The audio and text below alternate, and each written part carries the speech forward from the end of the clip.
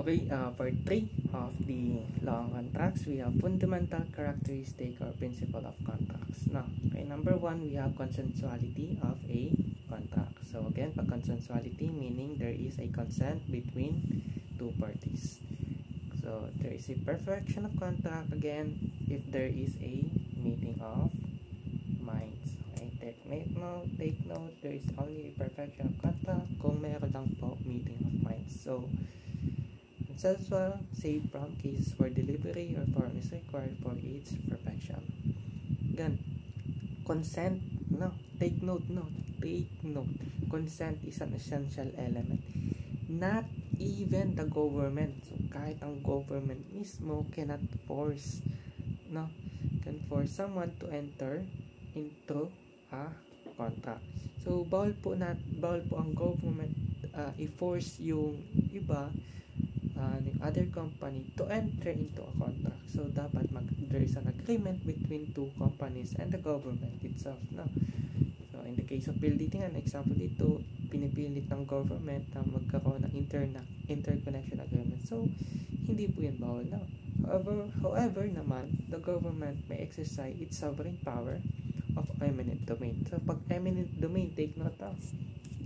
Pag sinabi po natin eminent domain, ito po yung kung sa taxation po ito, sa taxation, yung government have the power of eminent domain, can take a property of the PLDT of other company for public use. Dapat kung kukuha yung government ng property, dapat for public use, and also dapat meron siyang ibabayad din sa owner na yun, So and compel PLDT to use its facilities subject to just and compensation. So babayaran nila yung PLDT, in return kukunin nila yung facilities for use, for public use.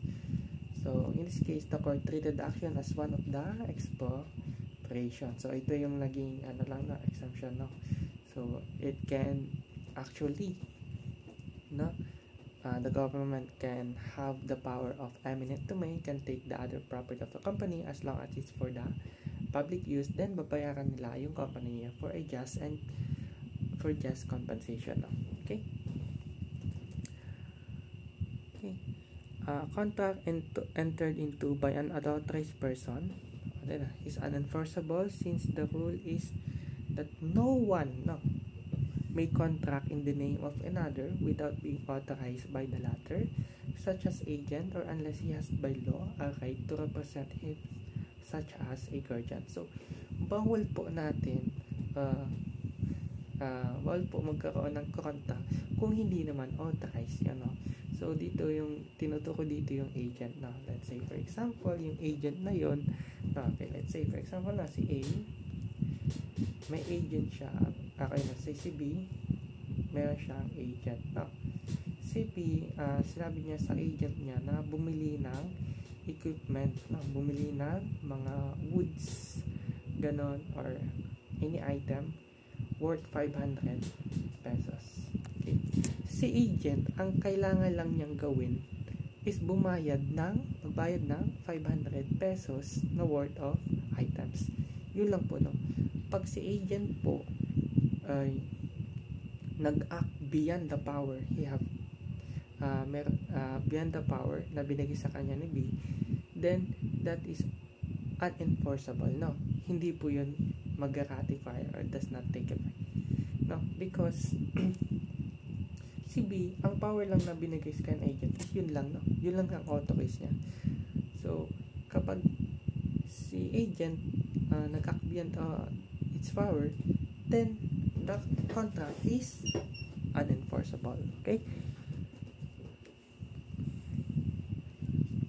Okay, next we have contract of adhesion. So sir, ano po yung meaning ng contract of adhesion? So when we say contract of adhesion, one, where there is already a preferred form. Okay, take note, preferred form containing the stipulation desired by one party, whereby the latter only asks the other party to agree to them if he wants to enter into contract. Okay, let's say for example, ikaw itong student, then nag-graduate ka na. Now, you are finding a work. Now, alam nyo guys, sa totoong buhay, pag nakagraduate na kayo, sobrang hirap makahanap ng trabaho. So, any work na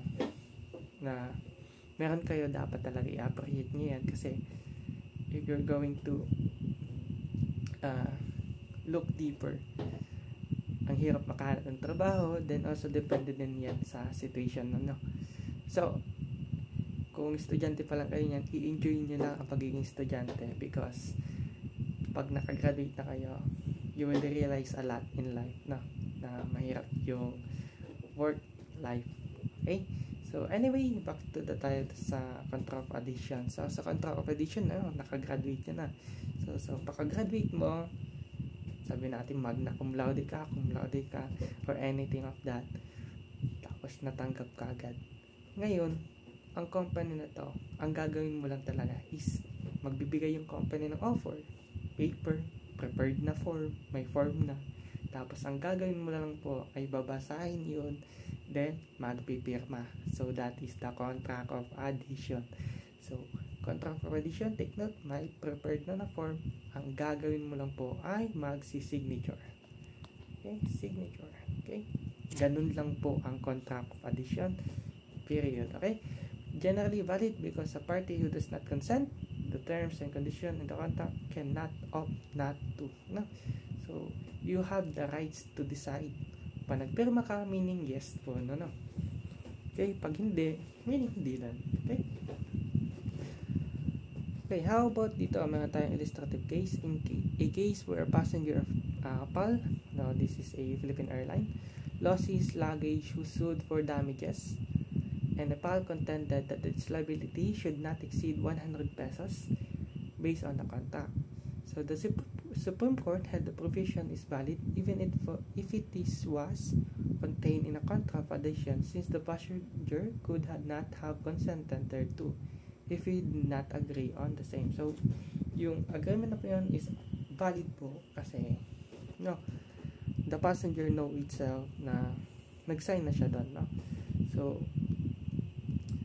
okay, so take note of example, as long as pumirma ka na, there is a valid nag-o ka na po doon. Okay, now next we have autonomy of contract. So we have freedom or liberty to contract. So ano naman po ito, sir? The contracting parties may establish such to based on clauses, terms, and conditions as they may deem convenient, provided they are not contrary to law, moral, good custom, public order, or public policy. So pag sinabi natin autonomy of contract, ito po yung freedom or liberty to contract.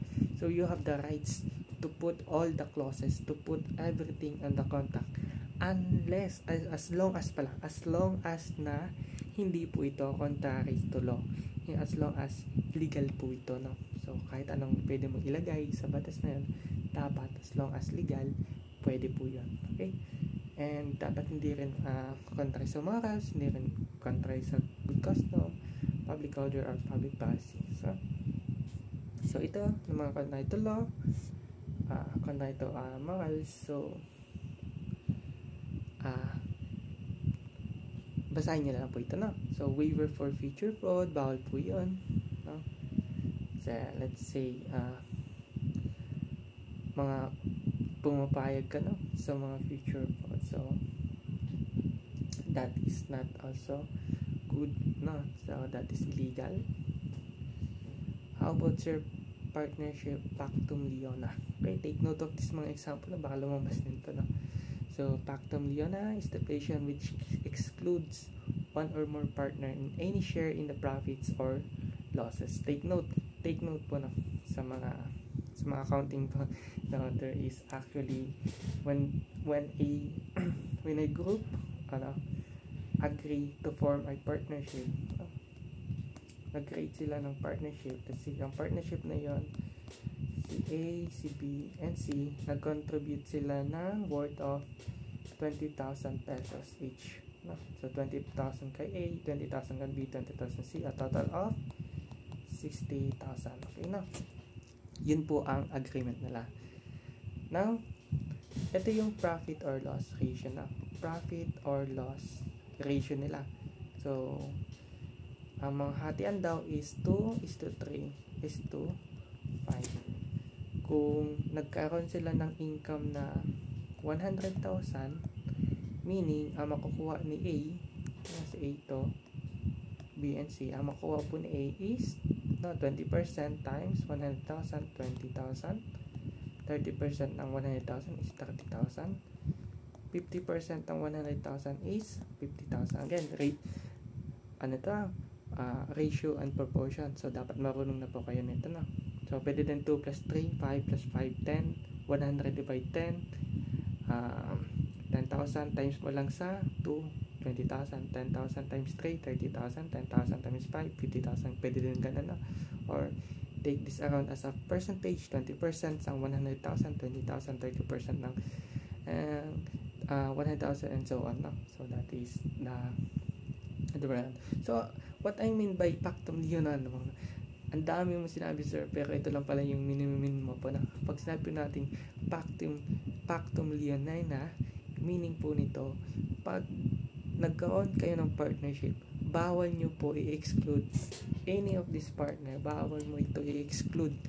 Meaning exclude, bawal mo siyang sabihan na hindi ka pwede magkaroon ng profit. Kasi at the first place, nagkaroon kayo ng contribution, there is also an agreement of the profit or loss.